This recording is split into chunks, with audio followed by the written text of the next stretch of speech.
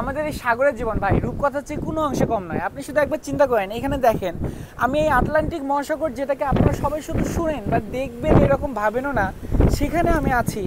আর এই আটলান্টিক মহাসাগরের পিছনে এই যে পাহাড়গুলো, সমুদ্র থেকে আমি পাহাড়কে দেখছি, এই পাহাড়কে এই যে এইখানে দেখেন শুধু একবার।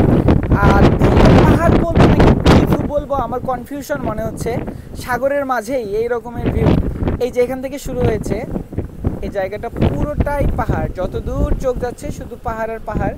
আর এখানে হয়তোবা আজকে ফুল মুন হচ্ছে, মানে এখানে চাঁদটাকে অনেক বেশি সুন্দর লাগছে। এই যে চাঁদ, সুবহানাল্লাহ। আমি এখন যেখানে আছি এটা জাহাজের একদম সামনের অংশ।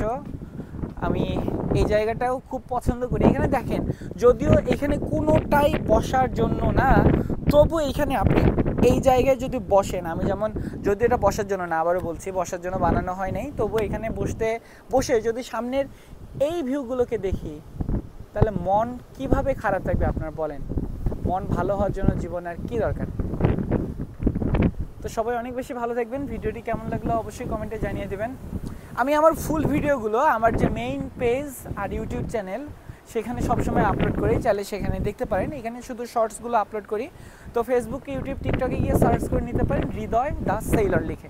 এতক্ষণ সাথে ছিলাম আমি হৃদয়, ধন্যবাদ, আসসালামু আলাইকুম।